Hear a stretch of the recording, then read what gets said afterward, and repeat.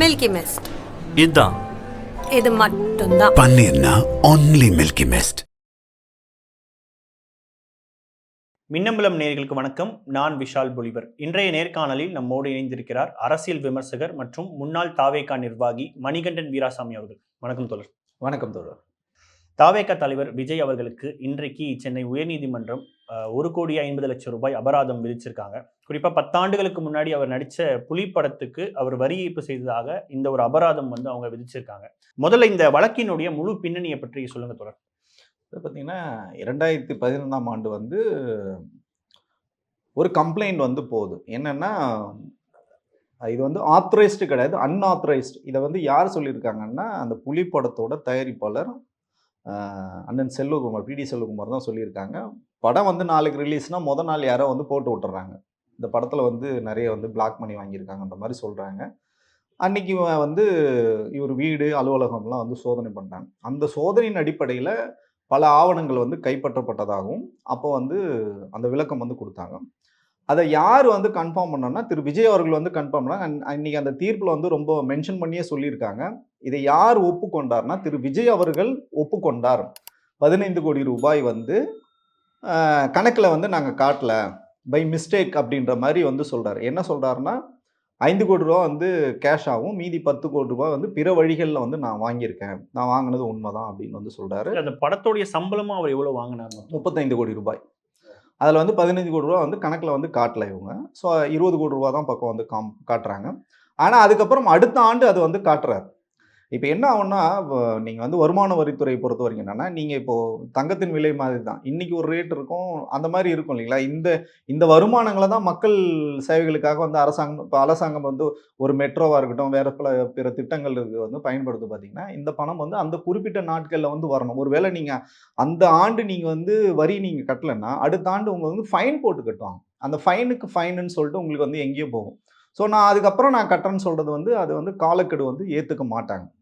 ஒருவேளை நீங்கள் அப்படி பண்ணணும்னு சொல்லியிருந்தா நீங்கள் முன்னாடியே அட்வான்ஸாக நீங்கள் கட்டியிருக்கேன். அந்த மாதிரி அட்வான்ஸ் பே பண்ணுறவங்களுக்கும் நல்ல ஒரு ஸ்டார் ரேட்டிங் கொடுப்பாங்க. ஸோ இதுதான் ப்ராசஸ் நடந்தது. ஸோ அந்த தீர்ப்பு எப்போ பண்ணுறாங்கன்னா 2022ஆம் ஆண்டு தான் சொல்கிறாங்க. இந்த மாதிரி நீங்கள் இவ்வளோ வரி ஏய்ப்பு பண்ணிடுங்க, அந்த 15 கோடிக்கு மட்டும் ஃபைன் பார்த்தீங்கன்னா 1.5 கோடி ரூபாய் நீங்கள் கட்டணும்னு சொல்லும்போது அப்பயே கட்டியிருக்கலாம். இவங்க மேல்முறையீடு போகிறாங்க. என்ன சொல்லி போகிறாங்கன்னா, லேட்டாக சொல்கிறீங்க, நீங்கள் 2015 நான் கட்ட வேண்டிய பணத்தை 2022 எனக்கு சொல்கிறீங்க, அதனால் எனக்கு விலக்கு கொடுக்கணும்னு சொல்லிட்டு போகிறாங்க. 2022 இப்போ பார்த்தீங்கன்னா 2026, கிட்டத்தட்ட இதுவே 4 ஆண்டு காலம் வழக்கு நிலுவையில் இருந்தது. இப்போ என்ன சொல்கிறாருன்னா, மாண்புமிகு நீதியரசர் செந்தில்குமார் ராமமூர்த்தி அவரோட தலைமையில் இன்றைக்கி அது விசாரணைக்கு வந்தது. அவங்க என்ன சொல்கிறாங்கன்னா, நீங்கள் வாங்கின பணத்துக்கு தானே நீங்கள் கட்டணும், அது கட்டாமல் விட்டது உங்களோட தவறு தானே. இதில் லேட்டாக சொன்னாங்கன்ற ஒரு காரணத்தை நீங்கள் காரணம் காட்டி நீங்கள் இதில் விலக்கு கேட்குறது தவறு. ஒருவேளை நீங்கள் மேல்முறையீடு போனாலும் இந்த பணம் நீங்கள் கட்ட வேண்டிய பணம் கட்டி தான் ஆகணும். அதாவது இதுக்கு மேலே ஒரு தீர்ப்பாயத்துக்கு போனாலும் இதே நிலைமை தான், இதே தான் வரும். ஏன்னா நீங்கள் தானே சொல்லியிருக்கீங்க. இப்போ நீங்கள் மறைச்சதுக்கு காரணம் என்னன்னு தெரியாது, ஆனால் அவங்க தான் கண்டுபிடிச்சிருக்காங்க. இப்போ நீங்களாக போய் சொல்லியிருந்தா பரவாயில்ல, நான் விட்டுட்டேங்க, இது என்னோட ஆடிட்டரோட மிஸ்டேக்கு, நான் கவனிக்கலன்னு சொல்லியிருந்தா அது விஷயம் வேற. அவங்க சர்ச் பண்ணுறாங்க. சர்ச்சின் அடிப்படையில் அவங்க தான் இதை கண்டுபிடிக்கிறாங்க. உங்ககிட்டயும் கேட்கும்போது நீங்களும் ஒத்துக்கிறீங்க, ஆமாம் நான் 15 கோடி ரூபா இந்த வகையெல்லாம் வாங்கியிருக்குன்னு சொல்லுவோம். அப்போ அதுக்கான அந்த ஃபைனை நீங்கள் கட்டியிருக்கணும்ல. ஏன் விஜய்க்கு விலக்கு இதில் கொடுக்க மாட்டேனாங்க பார்த்தீங்கன்னா, இதுக்கு முன்னாடியே உங்களுக்கு சொகுசு கார் வாங்குறதுல இதே பிரச்சனை தான் வந்தது. ரோல்ஸ் ராய்ஸ்ல இதே தான் பிரச்சனை வந்தது. ஸோ தொடர்ச்சியாக அந்த மாதிரி பிரச்சனை வரும்போது ஒரு ஐடி டிபார்ட்மெண்ட் ஒரு நம்பகத்தன்மைன்னு இருக்குங்களா. இது க்ளீன் ஷீட் அப்படின்னு சொல்லுவாங்களா, அந்த மாதிரி குட் புக்லையோ க்ளீன் ஷீட்லையோ இவர் இல்லாத காரணம் விஜய்ன்னு சொல்கிறதா இல்லை விஜயோட இருக்கிறவங்கன்னு சொல்கிறதா நமக்கு தெரியல. பட் எண்ட் ஆஃப் த டே இதோட தாக்கம் எங்கே வருதுன்னா திரு விஜய் அவர்கள் தான் இல்லை. குறிப்பாக அவங்க அப்பீல் போனதே தவறுன்னு சொல்கிறீங்களா? நிச்சயமா தவறு. நீங்கள் நீங்கள் வாங்கின பணத்துக்கு தானே கட்ட சொல்கிறாங்க. நீங்கள் புதியதாக கண்டுபிடிச்சி இதெல்லாம் எந்த வழியில் வந்தது, சோர்ஸ் ஆஃப் இன்கம் கேட்டிருந்தா பரவாயில்ல, இது எந்த வழியில் இந்த பணம் வந்துன்னு சொல்ல. நீங்கள் வாங்கியிருக்கீங்க, நீங்கள் பயன்படுத்திருக்கீங்க, நீங்களே அதை ஒப்புக்கொள்ளும் போது அப்போ கட்டுறது தானே சரியான வரி விலக்குன்றது. நிறைய பேர் இந்த மாதிரி அப்ளை பண்ணி கேட்டிருக்காங்க. ஸோ அதோட ஒரு ஆப்ஷனாக விஜய் இதை பயன்படுத்தியிருக்காங்க. இது விலக்கே கிடையாதுல்ல. இது விலக்குன்றது எப்படின்னா, நான் இந்த ஆண்டில் இத்தனை 1000 கோடி நான் சம்பாரிச்சிருக்கேன், இதிலிருந்து நான் இவ்வளோ டேக்ஸ் பே பண்ணுறேன், எனக்கு இதிலேருந்து விலக்கு கொடுக்குன்றது வேற. நான் வந்து வாங்கின பணத்தை நான் மறைச்சிட்டேன். அவங்களே வந்து கண்டுபிடிச்சதுக்கு அப்புறமும் நான் அதுக்கு ஃபைன் கட்ட மாட்டேன்னு சொல்றது இது வந்து இதுவும் அதுவும் வந்து நம்ம ஒரே நேர்கோட்டுல பார்க்க முடியாது. இல்ல இது எந்த இடத்துல விஜய் தவறு பண்ணியிருக்காருன்னு நினைக்கிறீங்க? ஏன்னா குறிப்பா இப்ப அவர் அரசியல்ல இருக்காரு. இப்போ இந்த நேரத்துல அது ஒரு மிகப்பெரிய விமர்சனமாவும் இருக்கும். அவரும் வந்து அதிமுகவை ஊழல் சக்தி இந்த மாதிரியான விஷயங்கள்லாம் பண்றாருன்னு பொழுது இப்ப எந்த இடத்துல அந்த தவறு நடந்திருக்கா நீங்க பாக்குறீங்க? இப்ப நீங்க சொல்லும்போது 2026ல அவர் வந்து அரசியல் கட்சி தலைவர். இது நடந்தது 2015. அப்போ வந்து எந்த அரசியல் இயக்கத்தையும் சார்ந்தவர் கிடையாது. அதனால இது எதுக்கு சொல்ல வரேன்னா, பழி வாங்கிட்டாங்கன்னு நம்ம வந்து சொல்ல முடியாது இதுல. இவர் வந்து அரசியல் சக்தியா இன்னைக்கு இருக்கிறாரு, இன்னைக்கு பழி வாங்கிட்டா நம்ம வந்து பல்வேறு கேஸுகள் நம்ம வந்து இன்னைக்கு கூடிட்டு நம்ம காட்டும்போது, இதுல வந்து நம்ம அப்படி காட்டவே முடியாது. காரணம் என்னன்னு பாத்தீங்கன்னா, நம்மளோட ரெகுலர் ஆக்டிவிட்டி வந்து நம்ம கரெக்டா வச்சுக்கிட்டோம்னா, இது வந்து கிளீன் ஷீட்ல, கிளீன் புக்ல நம்ம வந்து இருக்கலாம். அந்த இடத்துல தவறு விட்டதா தான் நான் பார்க்குறேன். இன்னொன்னு இப்போ விஜய் அவருடைய அப்பா எஸ்ஏசி அவர்கள் பல ஆண்டுகளாக திரைத்துறையில இருக்கிறவர். இப்போ ஒருவேளை அவங்க 2 பேருக்குள்ள நல்ல பாண்டிங் இல்ல அப்படின்னு செய்திகள் வந்தாலும் அந்த நேரத்துல ஒரு நல்ல பாண்டிங் இருந்திருக்கும் இல்லையா? அவர் எதுவும் இந்த மாதிரி அட்வைஸ் எதுவும் பண்ணலையா விஜய்க்கு? இல்ல அப்ப பாத்தீங்கன்னா, அவர் வந்து விலகி இருந்த காலம் தான். அப்பத்திலே பாத்தீங்கன்னா, திரு புசி ஆனந்த் அவர் தான் டேக் ஓவர் பண்ணி அந்த புலி படத்துக்குலாம் முழுக்க முழுக்க பாத்தீங்கன்னா, அவரோட தலையீடு எதுவுமே இல்ல. ரொம்ப கஷ்டப்பட்டு இதுலயும் பாத்தீங்கன்னா, நம்மளோட நண்பர் தான் அவர் பிடி செல்வகுமார் இந்த படத்துக்கு தயாரிப்பாளர். டிஸ்ட்ரிபியூட்டருக்கு எல்லாம் சொல்லியாச்சு, படம் ரிலீஸ் ஆகும், தியேட்டருக்குலாம் வந்து காத்துட்டு இருக்காங்க. அன்னைக்கு நைட்டு ஃபுல்லா வந்து ரெய்டு வந்து போயிட்டு இருக்கு. ஸோ இது சம்பந்தமா இப்போ நம்ம வந்து காவலன் படத்துக்கும் அதுக்கப்புறம் பார்த்தீங்கன்னா தலைவா படத்துக்கும் தான் இவங்க 2 பேரும் வந்து நிறைய முயற்சிகள் பண்ணாங்க. இந்த படத்துக்கு இத்தனையும் அவர்கிட்ட வேலை பார்த்து ஒரு பெரிய உயரத்துக்கு வந்து ஒரு தயாரிப்பாளரை மாறி அவர் வந்து பண்ணார். அவர் பட்ட கஷ்டங்களை வந்து நான் கண்ணு முன்னாடி வந்து பார்த்துருக்கேன். இந்த படத்தில் யாருமே வந்து சப்போர்ட் பண்ணது தான் நிதர்சனமான உண்மை. இது புலி படத்துக்கு. ஆமாம். ஆனா இப்போ இந்த நேரத்துல விஜய் அவர்கள் ஒருவேளை மேல்முறையீடு போகிறதோ இல்லைன்னா வந்து அவர் ஃபைன் கட்டினாலும் எப்படினாலும் அவருக்கு ஒரு சிக்கலை ஏற்படுத்தும் இல்லையா இந்த விஷயம்? இல்லை நிச்சயமா சிக்கல் ஏற்படுத்தும். ஏன்னா நீங்கள் வந்து இப்போ நீங்கள் கோடிட்டு காட்டின மாதிரி பார்த்தீங்கன்னா, திமுக வந்து தீய சக்தி, நான் தூய சக்தின்னு சொல்றாரு. அதிமுக ஊழல் சக்தின்னு சொல்லும்போது, அப்போ நீங்க வந்து ஒரு அரசியல் தலைவர், நடிகர்ல இருந்து அரசியல் தலைவரா வந்து பரிமாணம் வளர்ச்சி பெற்று நீங்க வந்திருக்கீங்க.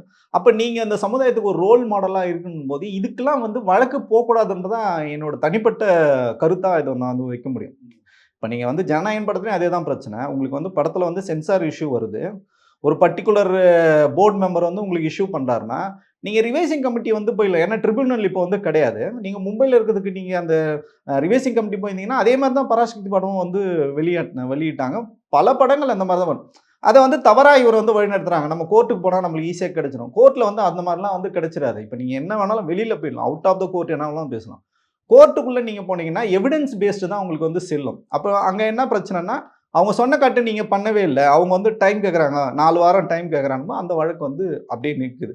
ஸோ இது எதுக்கு எடுத்தாலும் கோர்ட்டுக்கு போடுறது தீர்வே கிடையாது. அந்த தீர்வை நோக்கி நீங்கள் நகரணும்னா நீங்கள் க்ளீன் ஷீட்டாக இருக்கணும். நீங்கள் வந்து டேக்ஸை கட்டியிருந்தால் மட்டும்தான் இதுக்கு ஒரே தீர்வு. இப்போ இவர் வந்து மேல்முறையீடு போனாலும் இந்த டேக்ஸை வந்து இந்த ஃபைன் இது வந்து ஃபைன் இது ஃபைனல் ஜட்ஜ்மெண்ட்டே வந்துருச்சு. ஸோ இது கட்டி தான் இதுக்கு மேலே மேல்முறையீடு பண்ணலாம் அப்படின்னு நீதிபதிகள் சொல்கிறாங்க. பண்ணலான்னு சொன்னாலும் அவங்க இன்னொன்று மென்ஷன் பண்ணி சொல்கிறாங்க, இது அரசாங்கத்துக்கு வர வேண்டிய வருவாய், இதை நீங்கள் வந்து ஏய்ப்பு பண்ணக்கூடாது அப்படின்னு வந்து சொல்கிறாங்க. இன்னும் ஒரு வேளை இவர் மேல்முறையீடு போனால் உங்களுக்கு இதை எப்படி வந்து ரோல்ஸ் ராய்ஸ் காரில் சொன்னாங்களோ, நீங்கள் ஒரு பிரபலம்ன்றதுனால இதை விலக்கு கேட்கறது வந்து சரி கிடையாது. ஏன் நீங்கள் வந்து நீங்கள் வந்து இதுக்கு வந்து டேக்ஸ் பே பண்ணி நீங்கள் ஏன் ஒரு முன்னுதாரணமாக இருக்கக்கூடாதுன்னு சொல்லி அதை கட்ட சொன்னாங்களோ, அதே போல தான் இந்த வழக்கும் வந்து வரும். இப்போ புலி படத்துக்கு இந்த மாதிரியான ஒரு சிக்கல் வந்தது இல்லையா? அப்போ விஜய் அவர்களுடைய அந்த திரைத்துறையில் அவர் வாங்குற வருமானம் அப்படின்றது எந்த அளவுக்கு ஒரு நம்பகத்தன்மை வாய்ந்ததாக இருக்கு? இல்லை, நாட் ஓன்லி விஜய்னு நம்ம இதை வந்து சுருக்க முடியாது. பொதுவாகவே வந்து ஒரு அரசியல் இருக்கிறதா அந்த கேள்வி வருது. ஆமா, பொதுவாகவே பார்த்தீங்கன்னா அரசியல் பிரபலங்கள், தொழிலதிபர்கள் எல்லாம் வந்து வரியை சரியா செலுத்துகிறார்களா அப்படின்ற ஒரு மிகப்பெரிய ஒரு கேள்வி இருக்கு. உங்களுக்கு பிரச்சனைன்னு ஒரு வருதுன்னா அதில் நீங்கள் கண்ணும் கருத்துமா இருந்து இதை வந்து நீங்கள் கண்டிப்பாக இதை வந்து கிளீனாக கட்டணுன்றது இது அவரோட ப்ரியாரிட்டி. இப்போ வந்து மோஸ்ட் ப்ரியாரிட்டியாக வந்து பார்க்கணும். அதுக்கு ஒரு வேளை அவர் ப்ரியாரிட்டி கொடுக்கலையான்னு தான் நமக்கு வந்து தோணுது. இல்லை, ஒருவேளை கேட்குறேன், இப்போ ஒருவேளை அவர் வரி அப்படின்னு ஒரு விஷயத்த கட்டினார் அப்படின்னா அது ஒரு மிகப்பெரிய அளவுக்கான அரசியல் செட்பேக் ஏற்படும் பொழுது இப்போ அவங்க மேல்முறையீடு போகிறது தான் அவங்களுக்கான ஒரே ஆப்ஷனாக இருக்கும் இந்த இடத்துல. இல்லை, மேல்முறையீடு போட்டால் இன்னும் வந்து உங்களுக்கு வந்து இந்த இருக்கிற பேரும் வந்து அவ பேர் தான் இன்னும் அதிகமாகும். அவர் வந்து ஃபைனை ஏற்று கட்டி தான் ஆகணும். இப்போ நான் என்ன சொல்றேன்னா, எலெக்ஷன் வேறு வருது இந்த சமயம். நான் என்ன சொல்றேன்னா, திரு விஜய் அவர்களை வந்து நீங்கள் அப்படியே புறந்தள்ளுங்க. அம்மையார் செல்வி ஜெயலலிதா அவர்கள் தமிழ்நாட்டின் முதலமைச்சர் இருந்திருக்காரு. அவங்களோட சொத்துக்கள் வந்து தீபான்னு ஒருத்தவங்களுக்கு வந்து பகிர்ந்து கொடுத்துருக்காங்க, வாரிசின் அடிப்படையில் பகிர்ந்து கொடுத்துருக்காங்க. அவங்க பார்த்தீங்கன்னா அதே மாதிரி வந்து டாக்ஸ் கட்டாமல் இருக்காங்க. இன்னைக்கு வந்து அதே கோர்ட்டில் வந்து அவங்க கேஸ் வரும்போது என்ன சொல்கிறாங்கன்னா, டாக்ஸை கட்டுறீங்களா இல்லைனா அந்த சொத்துக்களை ஏலம் விட்டு அதிலிருந்து வர வருமானத்தை நாங்கள் வந்து கட்டட்டுமான்னு கேட்குறாங்க. இது எல்லாருக்கும் வந்து பொருந்தும். விஜய் அவர்கள் மட்டும் இங்கே வந்து ஸ்பெஷல் கேரக்டரோ ஸ்பெஷலாக வந்து யாருமே பார்க்கணும். சட்டத்தின் முன்னாடி எல்லாரும் சமந்தான். ஸோ அரசியல் தலைவராக இருக்கும்போது அவர் வந்து இது இவ்வளோ தூரம் அவாய்ட் பண்ணியிருக்கணும் தான் என்னோட கருத்து. நிச்சயமா தொடர். பல்வேறு கேள்விகளுக்கு மிக ஆழமாக பதில் சொன்னமைக்கு நன்றி தொடர். நன்றி. மில்கி மிஸ்ட் இதுதான் இது மட்டும்தான். பன்னீர்னா only Milky Mist. மின்னம்பலம்.com தமிழின் முதல் மொபைல் பத்திரிகை.